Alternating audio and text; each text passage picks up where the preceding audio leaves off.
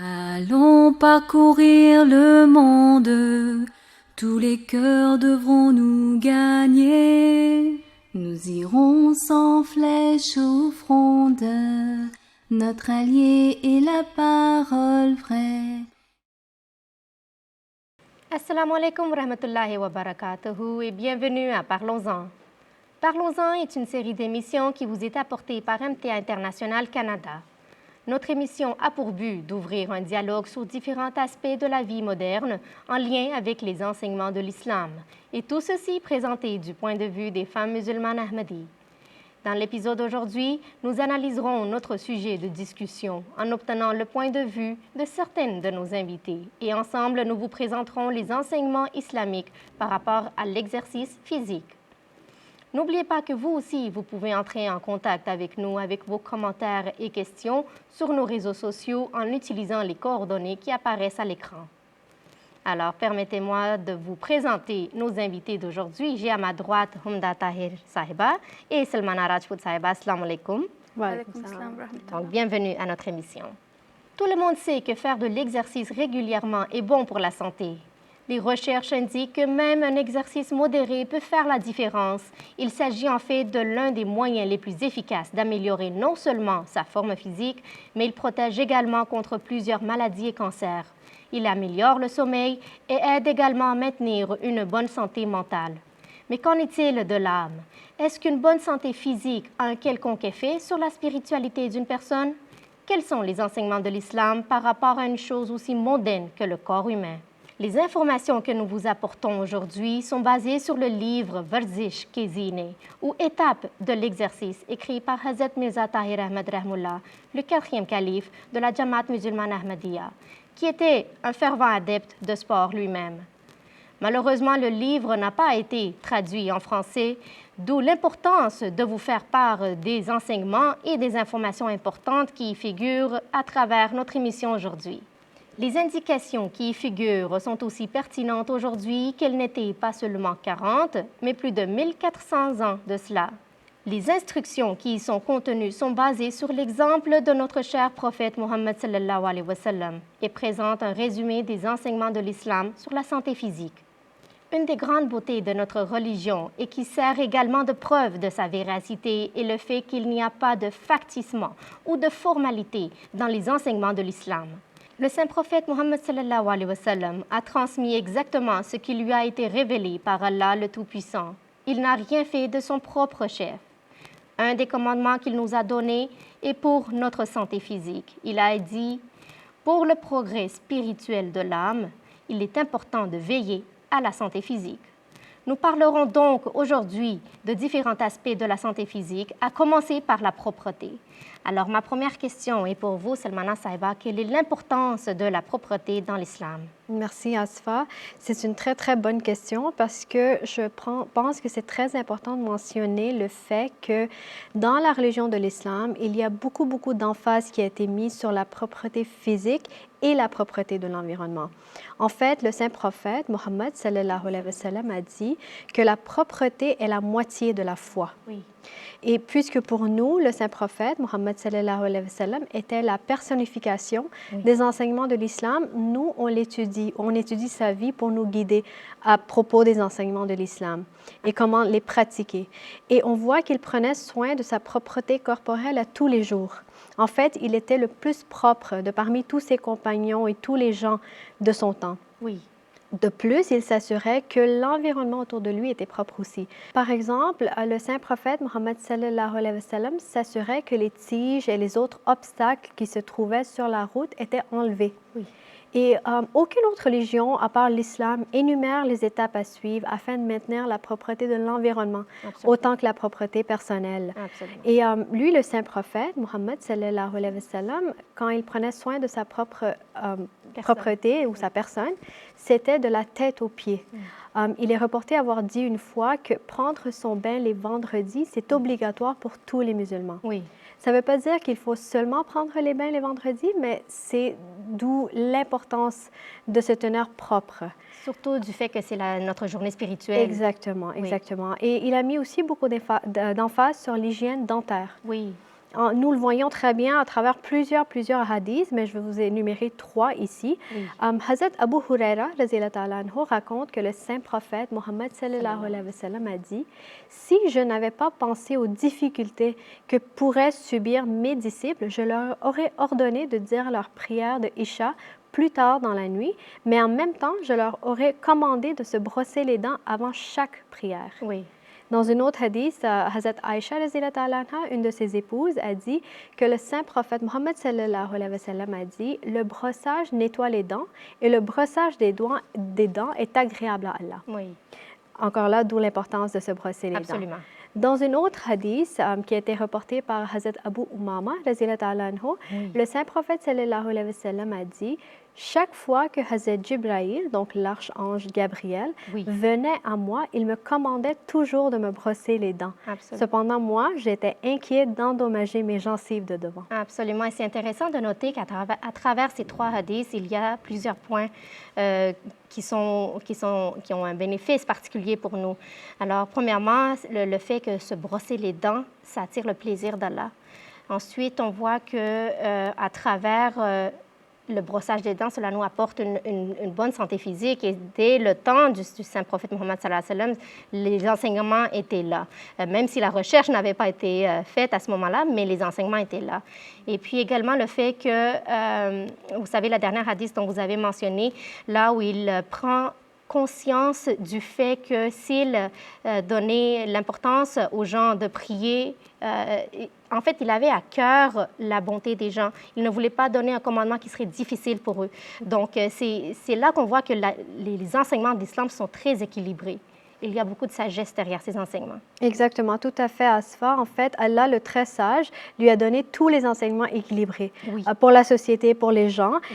Et une très grande attention ou une emphase particulière a été mise sur l'importance de prendre soin de ses propres besoins physiques. Absolument. Oui. Et donc, parlant des besoins physiques, donc la santé physique, elle est primordiale. Donc, Humda Sahiba, dites-moi, pourquoi est-ce que l'islam met autant d'emphase sur la santé physique? Justement, la raison principale, c'est que la condition physique du corps a une influence et une relation directe avec la condition spirituelle. Oui. Et je vous donne un exemple. Lorsqu'on est triste ou en chagrin, notre visage et notre trait facial démontrent notre tristesse. On a une allure triste. Quand on a de la peine, on pleure, ça vient naturellement. Oui. On ne se force pas, les larmes coulent. C'est un état qui se développe naturellement. Voilà. Oui. Par contre, lorsqu'on est content, on sourit, on rit. De la même façon, la propreté de notre corps a un effet sur notre santé mentale et, en l'occurrence, sur notre âme également. Oui. Nous nous sentons propres et une condition de pureté s'installe, ce qui encourage en effet la spiritualité. Oui. Absolument. Et cela encourage aussi la méditation et l'adoration de Dieu. Absolument. Si nous ne sommes pas en état de propreté, l'adoration d'Allah ne vient pas naturellement. Non. Ou, du moins, l'adoration et la prière ne se fait pas avec la même ferveur que si l'on est propre physiquement et mentalement. Absolument. Et pour se sentir propre et pur psychologiquement, il faut être propre physiquement. Les 2 états sont complémentaires. Absolument. Et vous savez, cette relation entre le corps et l'âme, telle que démontrée par le saint prophète Mohammed sallallahu alayhi wa sallam, a été faite avec une telle perfection qu'il n'y a aucun autre prophète ou philosophe ou sage qui l'a démontré de par ses actions, ses enseignements.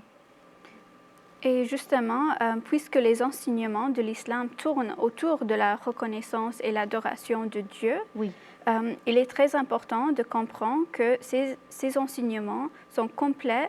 Ils permettent à l'homme d'avoir une voie claire et directe pour atteindre la proximité à Dieu. Absolument, absolument. Et donc, j'aime beaucoup le fait que quand l'islam met tellement d'emphase sur la personne même. Il y a plusieurs religions qui mettent l'emphase sur, par exemple, s'amputer une partie du corps et prennent ça comme un signe de spiritualité. Mais l'islam donne l'emphase sur le bon maintien de son corps et d'en prendre soin. et de le traiter comme un cadeau de Dieu. Oui, et vous savez, en reprenant les enseignements parfaits de cet incomparable prophète, le Messie promis, alayhi salam, Hazrat Mirza Ghulam Ahmed de Qadian, explique, et je vous cite, Oui. il faut comprendre que, selon le Saint-Coran, l'état naturel de l'homme est intimement lié à ses états moraux et spirituels. Si bien que même ses habitudes de consommation de l'alcool ont une incidence sur ses états moraux et spirituels. C'est pourquoi le Saint-Coran insiste sur la propreté physique et la modération physique pour les prières, la propreté intérieure et les dévotions. Après mûre réflexion, on conclut qu'il s'agit de la vraie philosophie et que les organes physiques ont un effet important sur l'âme. Citation de La philosophie des enseignements de l'islam, pages 18 à 19. Et il déclare encore plus loin, en ce qui concerne notre alimentation, notre boisson, notre sommeil et notre réveil, ce sont des actions physiques essentielles qui affectent notre bien-être spirituel. Notre figure physique est manifestement liée à notre humanité. La relation entre le corps et l'âme est telle qu'on ne peut pas l'expliquer facilement. Une observation attentive montre que le corps est la mère de l'âme. Absolument. Et vous savez, cette analogie entre le corps et la mère de l'homme, le corps humain n'est pas une chose inférieure. Donc, l'islam nous explique comme quoi que vous ne pouvez pas avoir une vie spirituelle sans avoir un corps sain. Le corps est comme un contenant et l'âme est ce qui est dans le contenant. Et si, disons que vous échappez le contenant ou le récipient par terre, il va se casser. Alors, ce qui est à l'intérieur du contenant va se répandre. Alors, de la même manière, l'emphase et l'importance est mise sur vraiment prendre soin de soi. Et donc, Salmana Sahiba, maintenant que nous savons quelle est l'importance de la santé physique dans l'islam, dites-nous quelles sont les conséquences de ne pas suivre ces enseignements. Qu'est-ce qui arrive? Oui, Asfa, en fait, quand on suit les enseignements de l'islam, on limite la propagation des bactéries. L'islam, comme on l'a mentionné à plusieurs reprises tantôt, nous guide à propos de tout. Oui. Cela inclut les méthodes directives à suivre pour se garder propre et laver les saletés qu'un corps peut accumuler durant la journée. Oui. Mais ça donne aussi la bonne méthode à suivre pour se purifier, surtout après certains actes qui demandent de l'effort physique. Et beaucoup d'emphase est également mis sur l'ablution, donc se laver avant d'offrir les prières quotidiennes. Absolument. Si toutes ces directives sont suivies, comme il faut, les risques de propager les bactéries diminuent exponentiellement. Et ça, c'est parce que les bactéries n'auront pas les moyens de se répandre, vu qu'elles n'auront pas les conditions propices à leur développement. Absolument.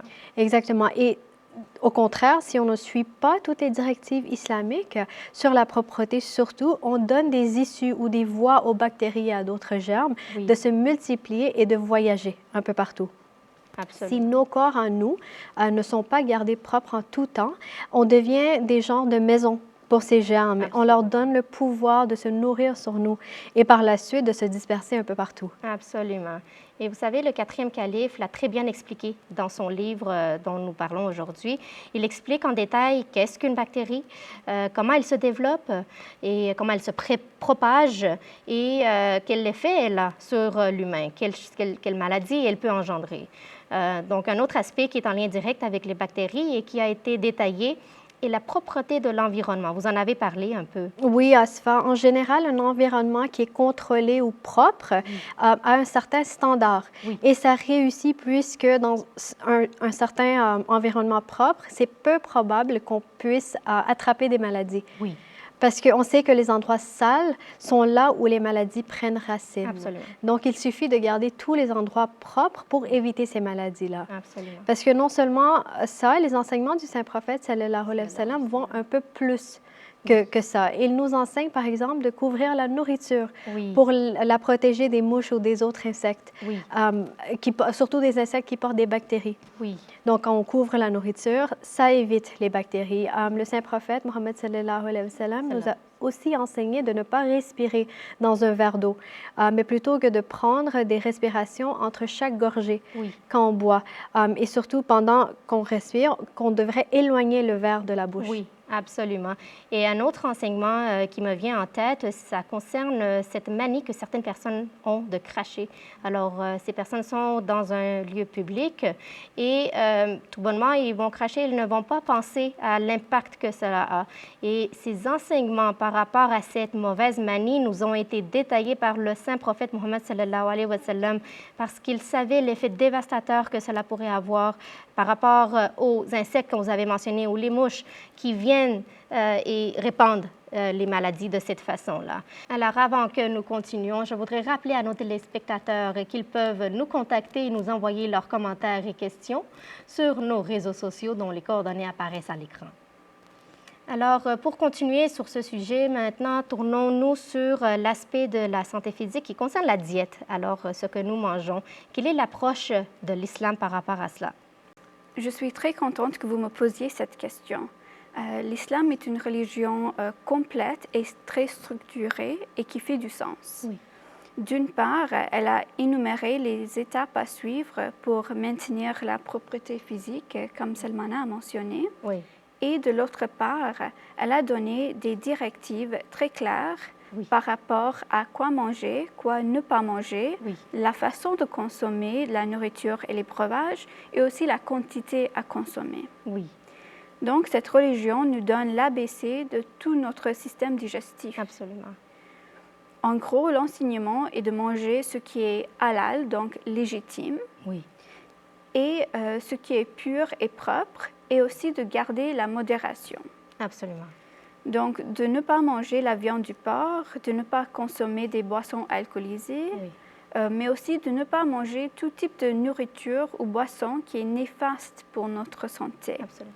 Parce que ça rentre dans la catégorie de ce qui n'est pas pur pour notre corps. Et si on suit cette méthodique, on reste dans les limites bien établies. L'autre chose que j'ai mentionnée, c'est que l'islam nous enseigne la modération. Et ça, c'est une directive pour tous les aspects, pas seulement la nourriture. Absolument, oui. Mais pour ce qui concerne la nourriture, le saint prophète sallallahu alayhi wa sallam a dit de manger juste suffisamment pour qu'un tiers de notre estomac se remplisse de nourriture, un tiers pour l'eau, et un tiers reste vide pour nous aider à respirer et digérer comme il faut.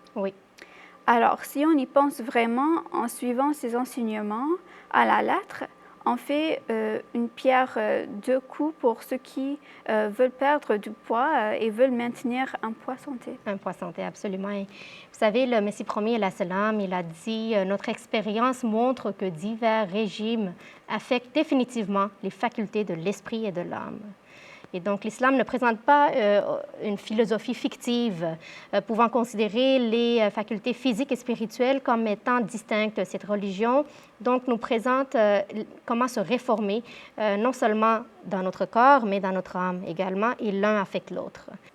L'islam donne également les lignes directrices par rapport à ce qui est permis et ce qui n'est pas permis de manger.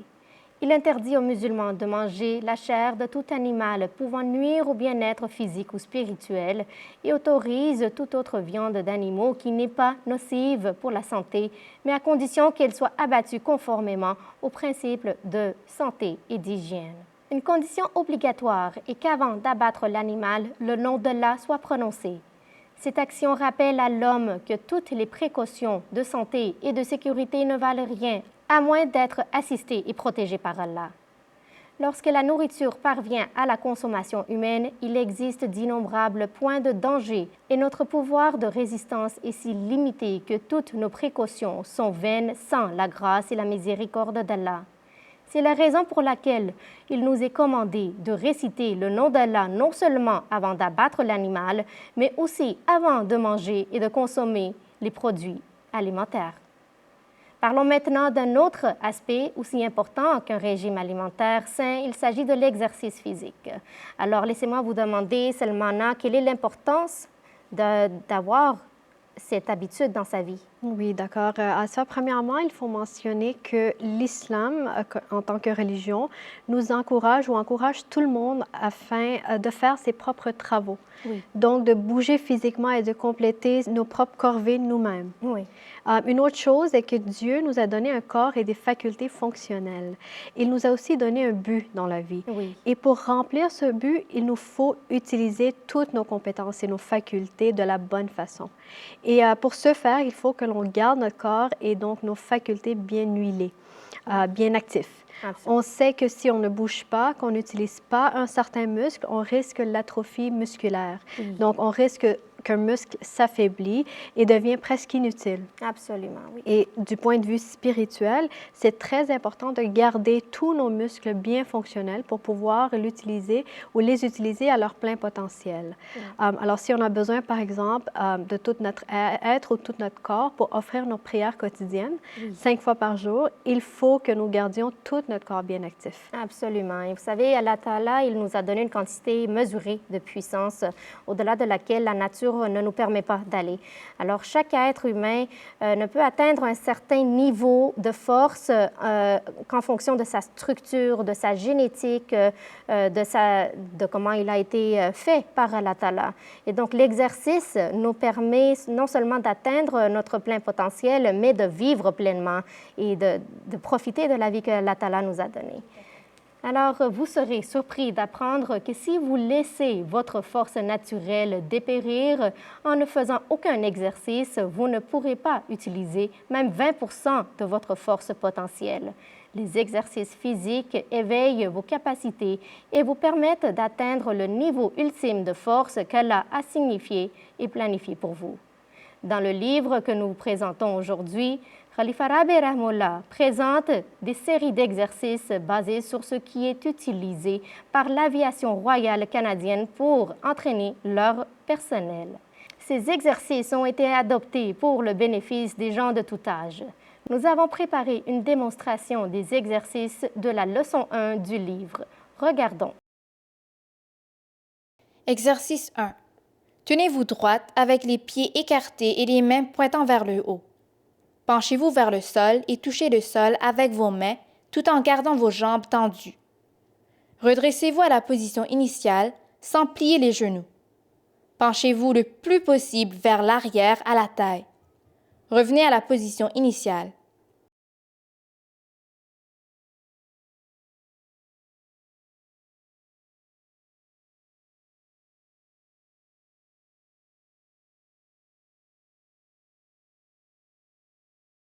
Exercice 2. Allongez-vous sur le dos, pieds écartés de 6 pouces, les bras tendus près du corps et vos paumes touchent le sol. Soulevez votre cou et regardez vers vos pieds. Retour à la position initiale.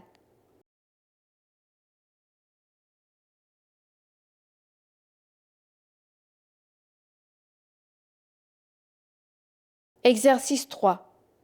Allongez-vous à plat ventre en faisant face au sol. Le front touchant le sol, les bras tout droit à vos côtés et les paumes vers le haut.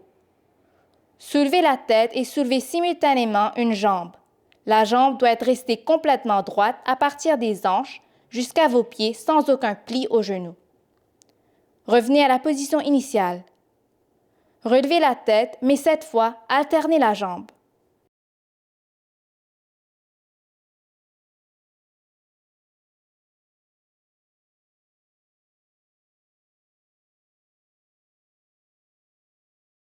Exercice 4. Allongez-vous à plat ventre, paumes appuyées fermement sur le sol au niveau des épaules et gardez les coudes levés. En poussant sur vos mains, soulevez votre corps de la tête jusqu'aux genoux en utilisant vos bras seulement jusqu'à ce que vos bras soient droits. Le corps doit être parfaitement droit de la tête aux genoux. En pliant les bras, ramenez tout votre corps dans sa position initiale.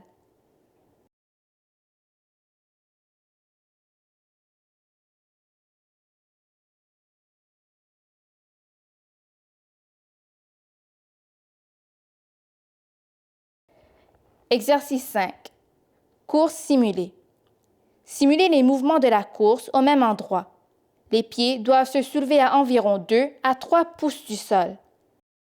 Après 65 de ces mouvements, effectuez 10 mouvements de l'exercice supplémentaire suivant. Chaque fois que le pied gauche touche le sol, il sera compté comme un pas. Ne comptez pas les mouvements du pied droit. Après 65 de ces mouvements, effectuez 10 mouvements de l'exercice supplémentaire suivant.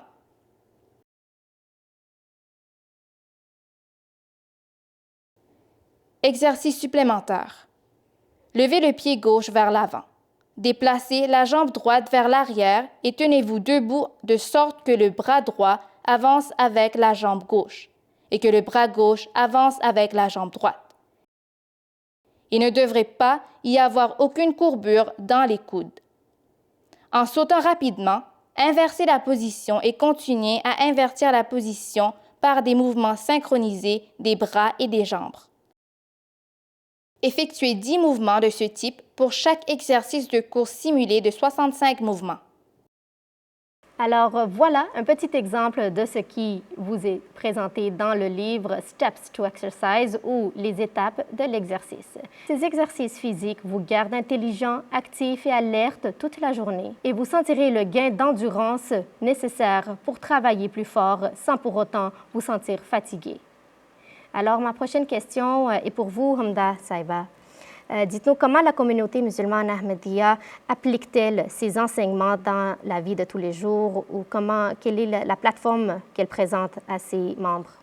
En fait, quand on parle de la communauté musulmane Ahmadiyya, on voit que la qualité de distinction, c'est le califat. Oui. Et comme vous le savez probablement, sa sainteté, le deuxième calife, Raziyatullah anhu, a instauré le système des organisations auxiliaires. Oui. Donc, il y a pour les hommes, les garçons et aussi pour les femmes, ça s'appelle Lajna, et pour les filles, Nasrat. Oui. Et dans chacun, il y a un département qui se charge de promouvoir la santé physique, y compris spécifiquement pour les femmes et une autre spécialement pour les filles. Oui. Donc, nous avons par exemple une journée sport, on a des tournois de sport différents et pour ceci, les femmes et les filles s'entraînent régulièrement. Absolument. Voilà les bénédictions du califat. Et justement, dans la vie de chaque calife, on voit la mise en œuvre de ces enseignements. Même dans la vie extrêmement occupée de Huzur, que Dieu vienne à son aide, il prend du temps pour l'exercice. Le quatrième calife, Raziyat Rahmullah alayh, jouait même au squash, un sport assez intensif. Absolument. Et de nos jours, il semble qu'il y a toujours une nouvelle tendance pour la santé. On continue de changer de conseil selon les recherches scientifiques. Et de plus, à tout moment, il y a tellement d'options qu'on se perd très facilement. Mais par contre, l'islam nous donne des conseils spécifiques et clairs, basés sur la nature de l'être humain. Absolument. Donc, ces enseignements sont éternels. Et si on se fie à cela, on ne peut pas se perdre. Absolument. Et vous savez, les bénédictions que nous soutirons en étant unis, en suivant un seul leader, cela nous apporte d'innombrables bénédictions dans nos cœurs, dans nos vies. Et il n'y a rien d'autre que la faveur divine derrière ces bénédictions pour nous. Alors, qu'Allah Ta'ala renforcisse la main de notre cher calife, Ayatollah Ta'ala bin Aziz. L'islam se distingue de façon unique parmi les religions du monde. Il donne des instructions incomparables pour la propreté du corps et déclare la pureté physique comme un premier pas vers la réalisation des valeurs spirituelles. On s'interroge sur la disposition et l'exhaustivité de ces instructions. On ne peut s'empêcher de baisser la tête en adoration devant Allah, le gracieux, pour nous avoir offert un monde sans pareil sous la forme du Saint-Coran, dans lequel nous ne voyons aucune imperfection, quelle que soit l'ampleur de nos recherches. Chaque fois que ce livre parle, il nous emplit de sagesse et nous remplit le cœur de paix. Je voudrais terminer l'émission aujourd'hui avec une prière. Qu'Allah verse sur le saint prophète Mohammed sallallahu alayhi wa sallam ses bénédictions, qui non seulement nous a donné une source inestimable de conseils pour notre santé spirituelle, mais nous a également donné des instructions incomparables concernant notre santé physique. Jazakumullah Salmana Sahiba et Humda Sahiba d'avoir été des nôtres. Et à vous également, chers téléspectateurs, n'oubliez pas de nous envoyer vos commentaires et questions sur les réseaux sociaux dont les coordonnées apparaissent à l'écran. Assalamu alaikum wa rahmatullahi wa barakatuhu. Que la paix soit sur vous.